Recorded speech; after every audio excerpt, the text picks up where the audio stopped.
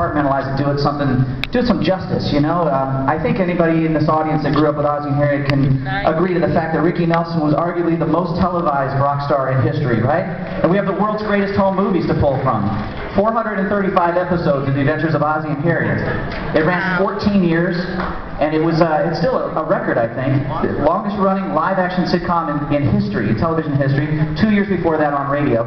So that's what the screens are doing here. We're going to kind of cut back and forth to home movies and some archive footage and interviews from people that you might have heard of before. But without further ado, because we don't have a whole lot of time, oh, you know what? Yeah, I think, well, two things. One, we have to introduce the band. Yes, we should. Okay. You got us. All right. Second, they usually make some sort of announcement about not taking flash pictures or video or anything like that. It's a casino. A casino, yeah. I see a couple of red lights out there, people kind of sneaking them in and all that stuff. Don't even worry about that. Please disregard that entire announcement, okay? We're here for you. We want to be the Grateful Dead of the casino industry. Right. So let her rip, Tater Chip. We only have one rule and one rule only. Good pictures only. All right? Okay, so now you can toss to the screens. Absolutely. We're going to roll a clip that goes back to our dad's beginnings on Ozzie and Harriet as the irrepressible Ricky. Check this out.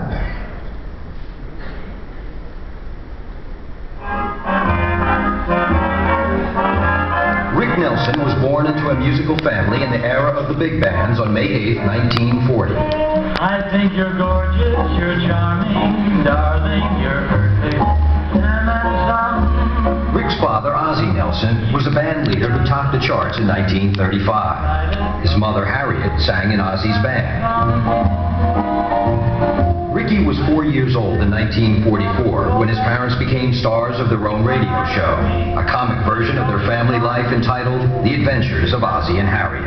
The original radio show had David and Ricky in it, but it was played by child actors who were 18 and 19 years old. In 1949, Ozzie gave Ricky and his older brother David a chance to play themselves. Rick got such tremendous laughs that my father really didn't want to stop. Most girls in school like you? Oh, sure, they all do. They think I'm cute. Oh, stop bragging. You're not cute at all. I don't know. I was looking in the mirror today, and I'm not bad. 12-year-old Ricky was still getting laughs when on October 3rd, 1952, Ozzie and Harriet made its television debut. I don't see what this argument is about in the first place. It's just that I'm a jazz man and Dave's a square. Ricky Nelson soon became a household name.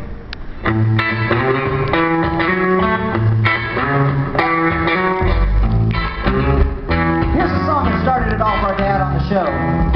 He was on a date with a girl named Arlene in the Hollywood Hills. She started swooning to an Elvis Presley song that came on the radio. So to save the date, he said the first thing that came to his mind, which was, I'm going to cut a record, and she laughed at him. So he couldn't do anything around our grandfather Ozzie, and by the way, it's Ozzie Nelson, not Osbourne, the real TV dad.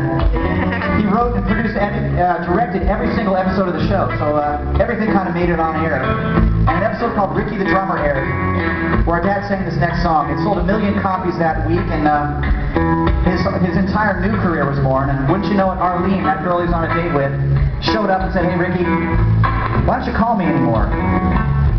It's amazing. He said the greatest moment of his life was walking to the car and telling her he was too busy recording. So Arlene, wherever you are, this is for you. It's our version of our dad's version of the great Fats Domino's I'm Walking. I'm walking, yes indeed, I'm talking about you again. I'm hoping that you'll come back to me. Oh yeah, well I'm alone.